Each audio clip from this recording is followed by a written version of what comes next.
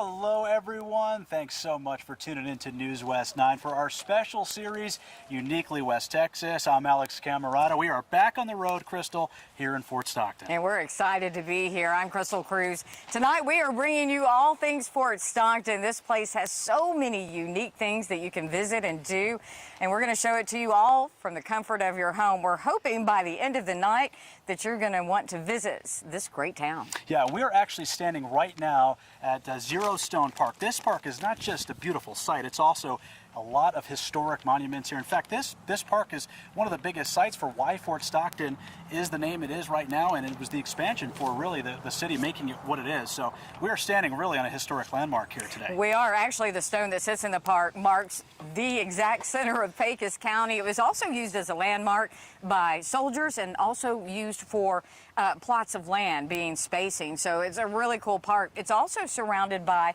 a couple of unique places. Let's talk about the one place you never want to go, jail. They have an historic jail.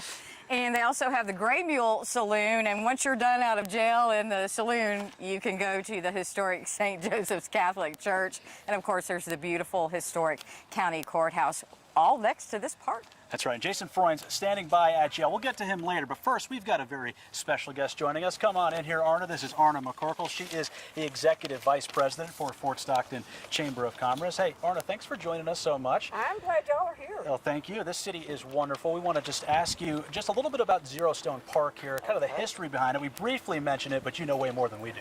Well, one of the neat things about this park, if you'll notice, it has a memorial for all of the veterans who were killed in wars here.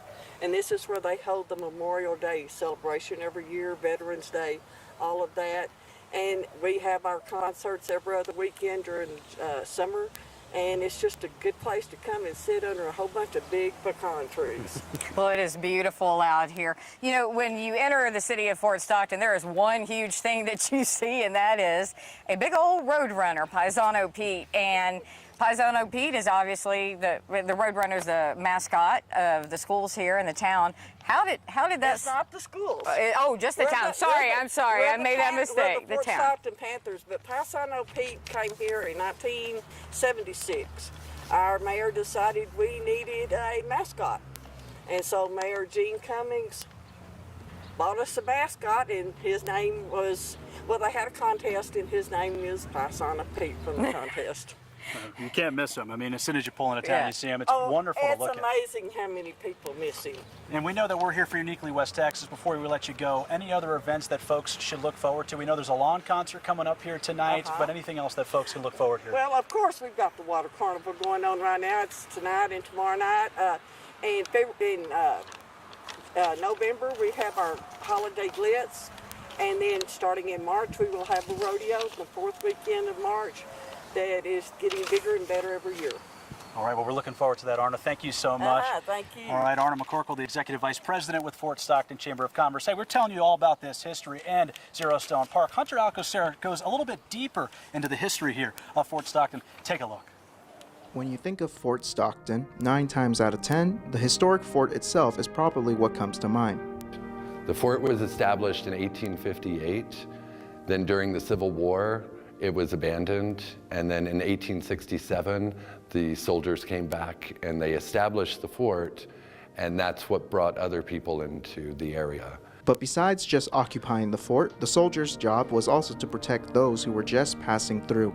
The soldiers entrusted with this task were the Great Buffalo Soldiers. So in 1866, the United States government formed new regiments of all African American soldiers. And in 1867, the 9th and 10th Cavalry, who were all African American, were brought out here to protect the travelers who were going west. The fort was so important to the area that those that lived in the town near it felt it was necessary to honor it decades later. Well, originally the town was called St. Gall. And so in the 1860s, the late 1860s, the man who owned the property called it St. Gall. And by 1880, the residents of St. Gall didn't like that name, so they voted to change it to Fort Stockton because in honor of the fort that was here. Today, historic Fort Stockton is more than just a historical site with a museum. The people of Fort Stockton see it as a place of gathering to bring the community together for fun times. It's the touchstone for the community. So we have events here, we have living history days here, the kids come and take tours, we have reenactors playing out. It really is a meeting place, and it's also a recreational place. But Harper says that despite the significance of the fort to the community, the city's history is more than just historic Fort Stockton. Fort Stockton has a lot of history besides the fort. So it goes back thousands of years with the Native American tribes who lived here. We have the Annie Riggs Museum, we have the Rollins Sibley House, the Frontier Days, we have the Gray Mule, which is a bar, a saloon from the 1890s. So there's a lot of history in Fort Stockton. It's really a place you can spend a couple of days, like exploring. Wow, Crystal, so Fort Stockton, not called Fort Stockton originally, St. Gall. Who would have known that? Who would have known that? That's so cool.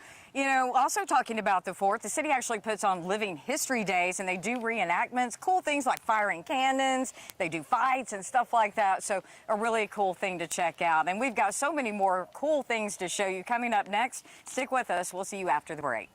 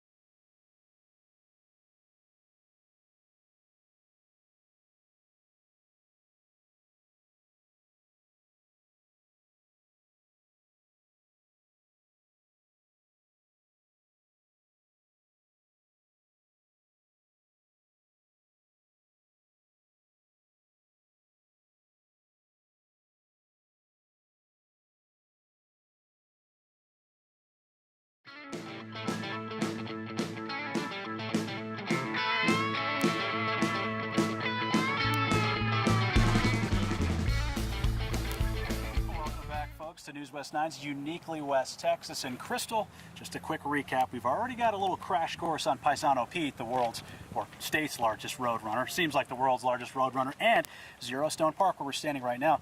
There's a whole lot more, though, here. Yeah, there is so many historical places that you can go visit them. One of them is the Annie Riggs Museum. And just a little hint here, earlier today, we met George Riggs. That's his great-great-grandmother. And apparently, she's got a pretty cool history. Christina Burgess went to the Annie Riggs Museum to find out more. Christina, what did you learn? Well, yeah, guys, back in the early 1900s, life in Fort Stockton revolved around this here hotel that I'm standing in. I'm standing in the kitchen, to be exact. Now, they say that when this hotel was open, it was the nicest hotel all the way from San Antonio to El Paso, which says a lot. Now, this wasn't just a hotel where people could stay and rest their head. It was also a place of community, and that is thanks to one woman. The town kind of revolved around this hotel for many, many years. For over 25 years, this adobe brick hotel was a staple piece here in Fort Stockton, providing shelter, fellowship, and hot meals to travelers who needed it. And it's thanks to this woman right here, Annie Riggs. But who exactly is this Annie Riggs, you may ask? Annie Riggs moved here when she was 8 years old, right after the fort was put in. And so she lived here from the very beginnings of Fort Stockton. She was married twice and divorced twice. And so after her second husband, Barney Riggs, she was working here at the hotel and realized that she was going to need to support herself and her children. And so she bought the hotel and made money. At the age of 46, Riggs brought the Kohler Hotel in 1904 and changed it to the Riggs Hotel. And as a single mom, her and her 10 children ran it themselves. This was the nicest hotel between San Antonio and El Paso. So everyone who was traveling east or west wanted to stay here if they could afford it. So yeah, it was the best hotel. And with the courthouse next door, the hotel attracted mainly judges and lawyers. It was 50 cents for half a room. So there would be 2 beds in a room. And if you wanted the whole room, you would pay $1. So, which was pretty expensive. Your stay at the Annie Riggs Hotel was also always not complete without a good meal and some entertainment. This was the dining room, and this was where she served all the meals for the hotel guests and for the people that came from Fort Stockton in town. And so she would entertain, she would play the piano, people would come here. She served meals to anyone that wanted to come in and buy a meal for 35 cents. So this was her kitchen where she prepared all of her food. It also is where she passed away. They brought her bed in here so that she could be warmed by the stove. And she ended up passing away here in 1931. Annie Riggs passed away at the age of 76 in a place she loved. And even though she may no longer be here, her legacy in Fort Stockton still remains. Maltese the jail. Hotel still stands tall today, but now it serves as a museum. I'm here now with Ross Harper, the director of the museum. Thank you so much, Ross, for joining me. My first question for you is, how did this hotel become a museum now? Well, in 1954, the Fort Stockton Historic Society formed expressly to take over this building. So in 1955, 14 of Annie Riggs' relatives gave the building to the Historic Society, and it became a museum, so it's been 67 years. Wow. And yeah, it's very exciting. It's a beautiful building, and so we've helped to preserve it. Oh yeah, so, oh yeah. And yeah.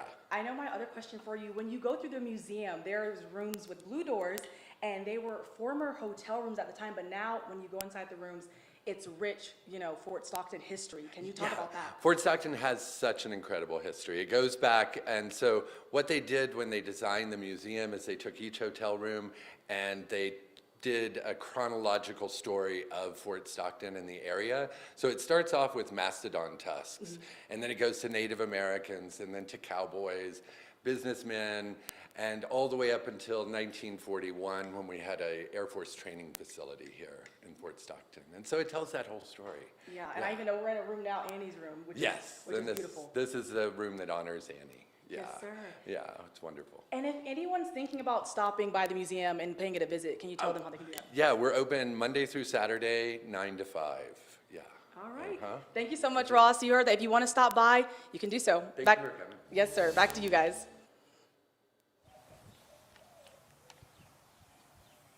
All right, Christina, thank you so much. And hey, Crystal, when we come back, we're going to stay in Fort Stockton, go to a place where you just don't want to end up. We're going behind bars. We'll tell you about it right after the break.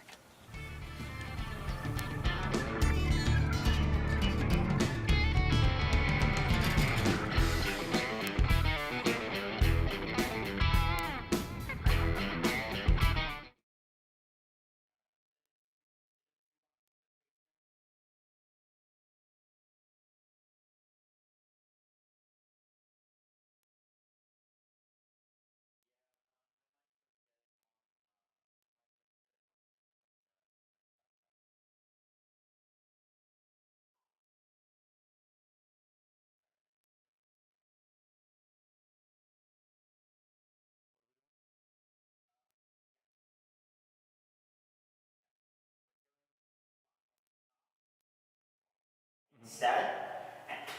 Mic check. Mic check, mic check, 1, 2, 3, mic check, 1, 2.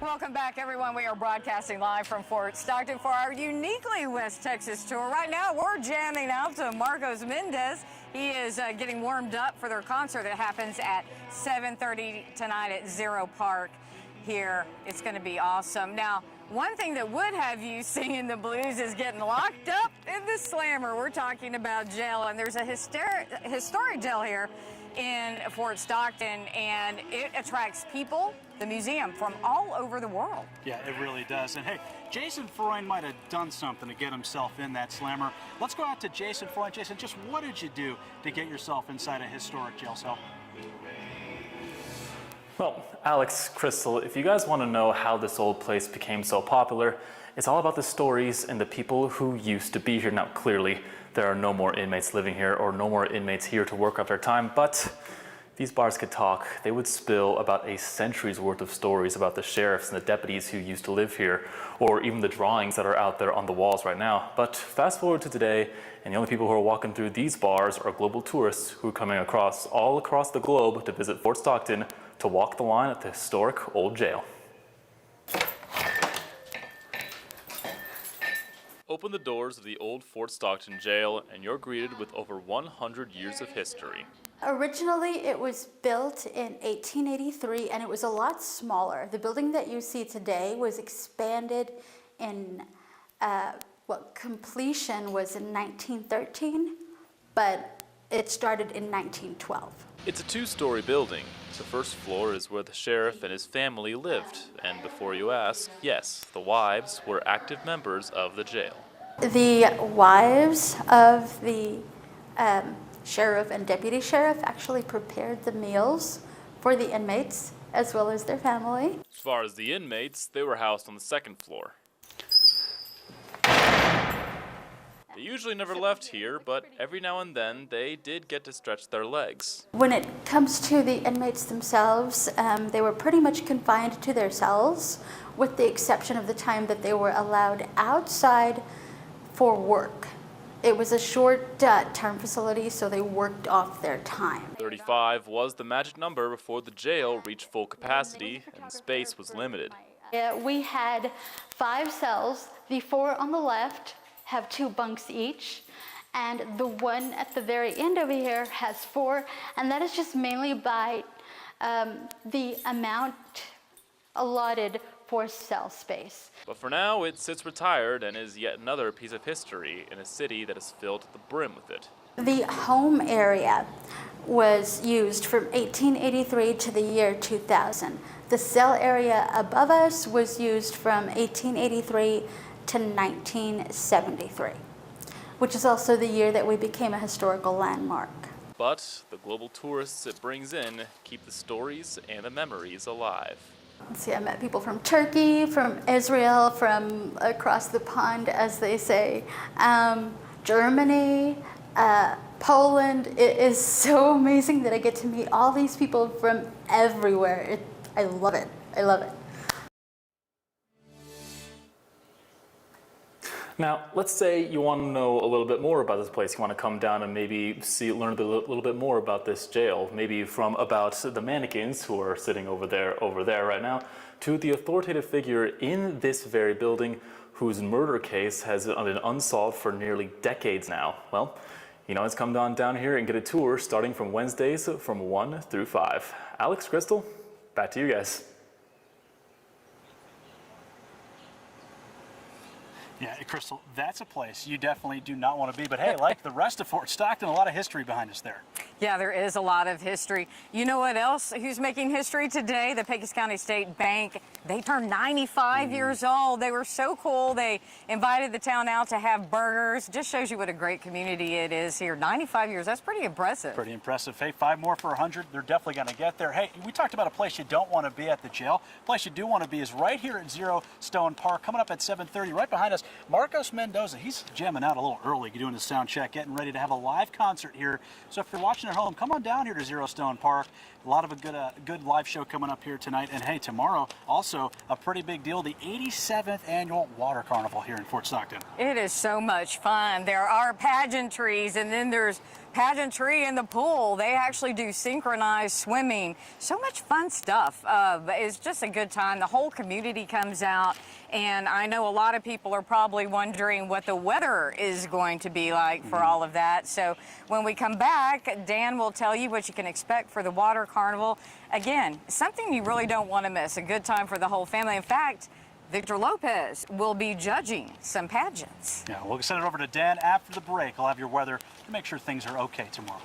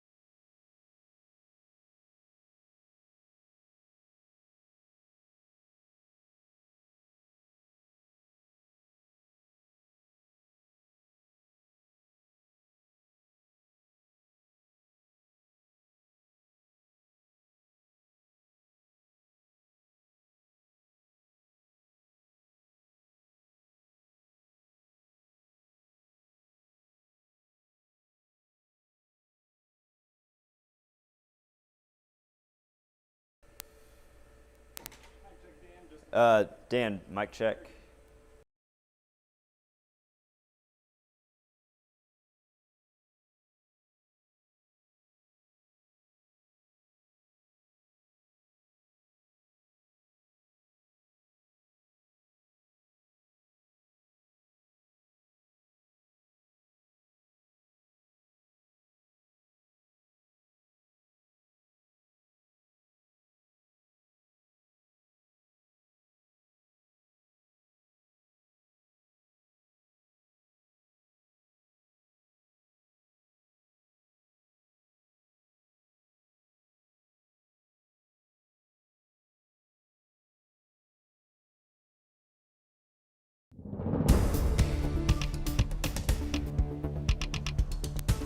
Welcome back, everyone. Here's a look outside the city of Midland right now. Blue skies, not a cloud in sight outside. Temperatures are exceptionally hot. Once again, we're at 104 degrees. Thankfully, humidity is not all that bad, 15% humidity, so it could be a lot worse if that humidity value was higher. Temps across the area in the hundreds for the most part. It's 104 in Fort Stockton right now, 107 in Pecos. Marfa's sitting at 99 degrees, so if you're not in the hundreds, you're very close to them. 92 right now in Guadalupe Pass is our coolest location. Now, Here locally for Midland and Odessa, we're going to be at 100 degrees around 8 p.m. Still hot even after the sun goes down. 89 around midnight and 87 degrees around 2 a.m. Tomorrow, waking up, upper 70s and low 80s is what you can expect. 78 for Midland and Odessa will be at 78 in Fort Stockton, 80 degrees in Pecos, and 71 out in Fort Davis. That's all thanks to high pressure that we've been talking about for the past week or so. It's finally going to move off to the west, and that's going to give us some temporary relief, or it's going to cool off a little bit. It's not going to be cool by any means, but our temperatures are going to come down slightly over the weekend before it comes back towards us. That's going to return the excessive heat to our area, unfortunately. So, grilling tomorrow, it's a good day to spend outside if you can handle the heat. It's not going to rain or anything, but it's going to be hot. 98 degrees around at 3 p.m., 102 around at 5. High temperatures in the hundreds still. Cooler than today, though. 102 in Midland, 102 in Odessa. Pecos is going to be at 106 and 104 out in Fort Stockton. Speaking of Fort Stockton, if you're going to the Water Carnival tomorrow, 96 degrees around 8 p.m. It's going to be 92 around 9 and still hot even at 11 p.m. at night. 89 degrees, so be sure to drink plenty of water if you plan to attend that. 100 on Sunday, that's going to be our coolest day for the immediate future. We do cool off towards the end of the 9-day forecast with a high of 99 on Sunday, but other than that, it remains hot. We'll be right back.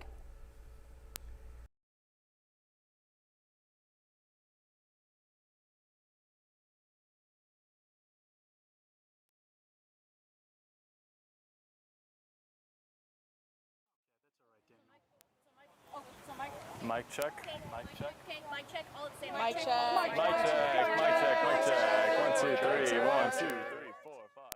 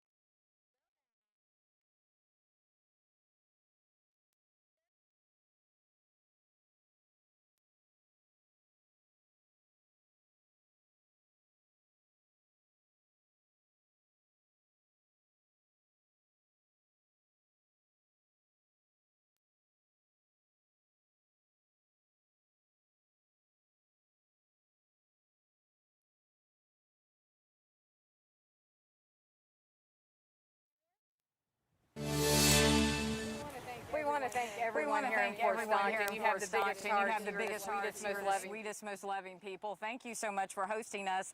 We want to tell you, if you missed any part of this broadcast on the history of Fort Stockton, you can check out our YouTube page. You can check us out on our 9 Plus app, or you can go to NewsWest9.com and check it out. Yeah, and as Jason and Christina told you guys, there is so much history in this town. Yeah. What a wonderful city. We pretty much broke it all down in a half an hour or so, but there's a lot more to come on out here. And again, 7:30, there's a live concert here, so come out to Zero Stone Park and check it out. And then back again next week, we're on the road again, highlighting all things Marfa. So our Uniquely West Texas series rolls on next week as we tell you a little bit about Marfa. Thank you so much for tuning in. For Jason, Christina, and Crystal, I'm Alex. We'll see you guys next week on Uniquely West Texas. Bye.